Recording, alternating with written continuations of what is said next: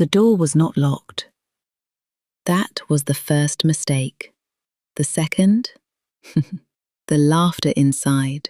Not just any laughter, the kind that belongs to someone who feels safe. Amara stood there, her hand hovering over the handle, her heartbeat knocking like it wanted to escape her chest, because deep down, she already knew. But the truth has a cruel habit. It waits for you to open the door yourself. The hallway felt longer than it should have. Each step Amara took echoed, soft, slow, final. Her mind raced. Maybe it's a misunderstanding. Maybe it's a relative. Maybe... But her body wasn't convinced. Her fingers trembled as she pushed the door open. The living room was neat, too neat. No signs of struggle, no signs of chaos, just calm. And the faint scent of a perfume she didn't own. Sweet, expensive, unfamiliar. Then she heard it again, a woman's voice from the bedroom. "You worry too much," the woman said. And then Tunde's voice, low, intimate, the same tone he used when he spoke to Amara at night. "You know you're the only one." Amara didn't move. She couldn't, because something inside her was breaking, quietly. She pushed the bedroom door open. Time froze. Tunde stood near the bed, shirt unbuttoned, barefoot, comfortable, too comfortable. And beside him, a woman, wrapped in silk, hair cascading like she belonged there, like she had always been there. For a moment, no one spoke. Then the woman turned, looked Amara up and down, and asked casually, "Who is she?" Tunde hesitated, just for a second, but that second stretched, like eternity. Amara's eyes locked onto his, waiting, begging, without words. "Say something. Fix this. Make it make sense." And then he did. "She's nobody." Not, "It's not what it looks like." Not, "I can explain." Not even a lie to soften the blow. Just, "She's nobody." The room didn't spin. Amara didn't scream. There were no tears, because pain at that level doesn't explode. It implodes. "Nobody?" she repeated softly. Her voice didn't sound like hers anymore. Tunde sighed, running a hand through his hair, like she was the inconvenience. "Amara, this isn't the time." The time for what? For the truth? The woman on the bed crossed her legs, watching like it was a movie. Tunde, I don't like confusion. Explain. Her name was Sade, and everything about her screamed control. Money, power, ownership. Tunde turned to Amara, his face hardening. "You shouldn't be here." That sentence was worse than the betrayal. Amara stepped forward slowly. My money. The investment, where is it? "I don't have it." Tunde's jaw tightened. "Don't do this here." Where should I do it? Outside? On the street where you found me? Sade raised an eyebrow.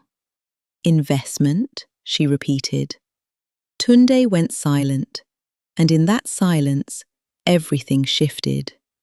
Sade stood up slowly, walked toward Amara, her heels clicking like a countdown. How much did you give him? Everything. Sade looked at Tunde, not shocked, not surprised, just disappointed. You said she was just a distraction. Sade said quietly. Amara's breath caught. Distraction? Tunde closed his eyes briefly, as if calculating, as if choosing which lie to tell next. but Sade beat him to it. He does this, she said simply. Finds girls, builds trust, uses them. Amara shook her head. No, you're lying. Am I? Then she walked to the wardrobe, opened a drawer, and pulled out a file. Inside, photos, messages, transfers, different women, different names, same story. Amara's hands trembled as she flipped through them. Each page, a mirror. Each woman, a version of her. How many? How many today? He finally spoke, cold, detached. As many as it took. Something inside Amara snapped, not loudly, but completely. You said you loved me. I say what people need to hear. That was it. Not the cheating, not the lies, not even the stolen money.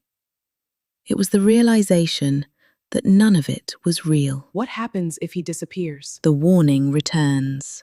He won't. As Amara turned to leave, Sade spoke again. You're lucky. Amara paused. Lucky?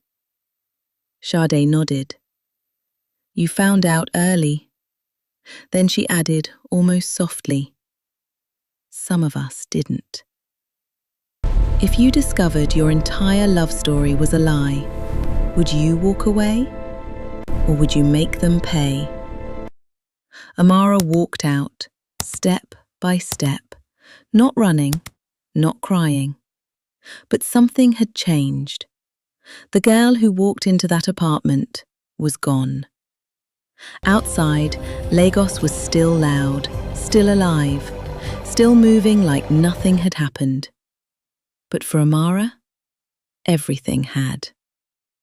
Her phone buzzed. A message from an unknown number. She opened it. Now you know. If you want the full truth, meet me, 7 p.m. Don't tell Tunde. No name, no explanation, just a location. Amara looked back at the building, at the life she thought she knew, then back at the message. Her jaw tightened. Because this wasn't the end. It was the beginning of something darker, something bigger, something dangerous. That night, Amara would meet the person who knew everything about Tunde. But what she didn't know was this. By the time she heard the full story, walking away would no longer be an option. So what happened next? We have to wait for the next episode, guys. Don't forget to support the channel with likes, comments, subscribe if you have not done so, and share with your friends. This is Storytime with Amara. I'll see you in the next one.